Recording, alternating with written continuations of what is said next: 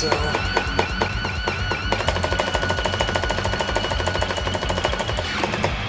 I bet I barely missed that. Or not. Holy shit, I got it. And over 600. Wow, man. Wow. Holy fuck. The first run to Solo 9. And I should have missed in Solo 8 because I am absolutely god-awful at those descending scales. God damn, that is a good-ass run. I am genuinely in shock I hit the Solo 9 to outro double. That front end did not feel very good, and again, that was my first run making it to there. So as for what I'm still missing here, the first act, upper bound, is possible. It's not the worst thing in the world. I stopped going for it in this session for 2 reasons. The first reason is that I am just not that great at this song still. I'm finally starting to get there with consistency on Solo 4. Solo 5 I've honestly never really had trouble with. Just strumming through it just seems to work miracles. It seems like it shouldn't. It seems like I should be missing on all of those pull-offs, but I just don't. Yeah, I don't know. That method is just super consistent for me on 5. But Solos 7, 8, and 9, I am just... ugh, man. And those are the worst ones, obviously, to be inconsistent at. Solo 9, I'm not really inconsistent at hitting it. It just, the fact that it involves that double squeeze makes it super inconsistent. That front end is very, very annoying. Solo 7, it's just complicated. Particularly the transition out of the descending trill triplets into the, like, just weird whatever the fuck pattern comes after that. And my method for hitting that is just really kind of awkward. I do, like, a combination of ascending triplet taps and single taps. It's pretty ugly. I was trying to transition to more of a straightforward method on the last pattern of red, yellow, blue, yellow, blue, orange. That really awkward pattern. I was trying to transition to a more straightforward method for that, where I just tap the orange in one hand, everything else, but in the pressure, I just fall back on my more complicated method from muscle memory. But yeah, even aside from just how awkward the pattern and my methods are, it's also an awkward speed. Like, I choked a run a few minutes ago before this where I just got ahead of myself going into that, again, that transition, and I was preemptively holding the green that does the transition, and I just missed on it because I was going a little too fast. Super hard to keep your nerves under control. And again, Solo 8, that's probably just something I need to go back and practice, that descending scale. I've pretty much always had trouble with it. I think the problem is that I just keep forgetting to practice it because it's such an innocuous section in comparison to its contemporaries. I think what I tried to do before, and what I probably just should be doing, is just tapping the very last yellow, because that would alleviate so much of the awkward fretting. Just doing a descending scale isn't that bad. I mean, under the pressure, it can still be kind of tricky under this game's engine. But yeah, it's really that, like, I mean, I guess really that last green to yellow that makes it awkward for me. Thankfully, yeah, just didn't miss there. And yeah, Solo 9, just so surprised that came together. Didn't miss on the front end. I didn't miss on the final set of strums in the hopo pattern, which is also kind of surprising because I've been trying to use a different method for that now. Before, I was just trying to... I just strummed the last set of 3 orange, 4 blues, and I would just wait just a hair after fretting the orange to not overstrum in the window. Even though I didn't understand exactly how the mechanics worked back then, I could just tell it had something to do with not strumming too early in a hopos window. And so, yeah, and that method still works alright. I think the thing I realized was, if I'm going to be waiting that beat before strumming anyway, maybe it would just be better to use the hopos, and they seem to have roughly the same consistency. The hopos might be a little more consistent, but as I mentioned earlier, falling back on my old patterns under pressure, I didn't do that this time. I used the hopos, and it worked out, thankfully. And that last act, oh my god, that had to have been frame perfect on the back end, and I was super far ahead in the strumming. That is, man, just in retrospect, 5 minutes or so of retrospect, that is insane that I didn't miss on that back end and got that.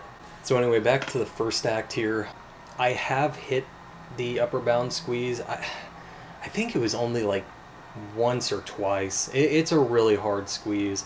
And the two things that make it so hard for me personally is, one, the obvious, the execution is just really awkward for using extended hit window. It's not the worst. For some reason, it was just really hard to wrap my brain around. The first method I came up with for that was actually waiting until the green green blue green green pattern, and there's a couple reasons for that actually. The first reason is that in general I try to time my front ends not directly after whamming because it just complicates everything. Your pinky's on the whammy bar or however you do it, you just have less freedom to time your strum to activate properly. And also, it's just getting back into the regular timing of things makes it much easier to time front ends generally. The second reason is because the first method that I was using for that upper bound front end was pretty wonky, but it was kind of cool. Because you're holding the yellow-blue sustains out, that is like the biggest reason the execution is so awkward, because you don't want to drop ticks. And so what I was doing for that execution was doing an extended hit window fret trick on the first green while still holding the yellow blue from the chord. So I would essentially strum at the end of the chord while still holding yellow blue, then fret green, and then release green again. And this is why I waited until the green green blue green green sequence, because from there, after doing that kind of weird pre-front end execution, then I just do the traditional extended hit window execution where I'm still holding yellow blue and then do the activation and then fret green, and then from there I can just hold all of the frets and hit the blue. So that was my first method for the upper bound act, and that was the first time I hit it, was using that method. Now the reason I stopped doing that is because I, for the first time, actually TAS to this song through, and I found that the path activation on the red was actually a frame more lenient. And for an act like that, execution be damned, most of the time you just have to chase the frames. So wrapping this back around, I said there were a couple reasons I stopped doing the going for the upper bound act. That was the first reason. The execution is just really awkward. The second reason is that I really hate playing that intro over and over again. The intro chords are bad enough, but then you have to wait through that long green sustain sequence, and it's just fucking awful, man. Even though there's only one whammy for that act, and it's not like the worst execution by any means, the fact that it's a blue-orange chord, I don't love the execution for that whammy, and it just made grinding that first act out just really miserable. So pairing all of that with, again, the fact that I'm just not that great at this song overall made me set it aside and really just try to go for, again, hopefully this score, 0.6. This is exactly what I was aiming for. And getting this 0.6, I'm pretty sure this has no drop ticks in this run, and that first act on the nearly ideal path is 44, which is what I had after it, is the highest amount I've had.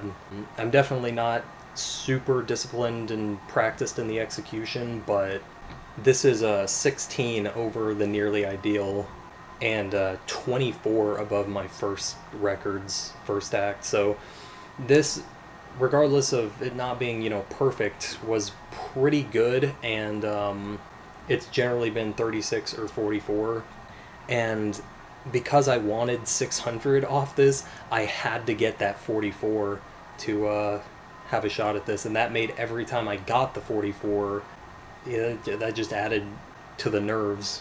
And again, because grinding that intro sequence was just so boring and obnoxious to me. I wasn't actually resetting on the 36 run, so like it's very possible in another world that I end up with 596 here, and I still would have been okay with that, but I am much more satisfied with this. So this should be plus 60 off the first act, at least from my score here description of my first run. I said that was plus 36 and this was 24 above that, so there should still be 140 left on that first act.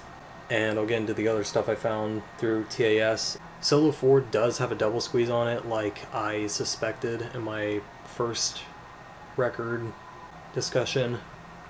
Though it is not only the tightest frame data squeeze, with one exception that hardly even matters because it's so fucking ridiculous.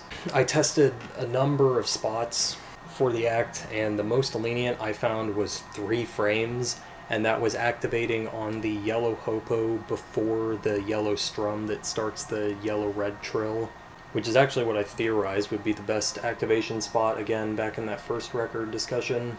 But yeah, executing extended hit window on that would be really fucking miserable. Namely because that sequence is so awkward leading up to it, and also the fact that it precedes a strum, which means you basically have to do a double strum because of how close those notes are together, and that execution would be super awkward. And then of course on top of that you have to deal with the back end, which is just kind of a nightmare in and of itself. So honestly, I didn't even have any big delusions of going for that. I'm happy to know it is possible, but yeah, just too hard, too awkward for me, especially again for how not great I am at this song overall.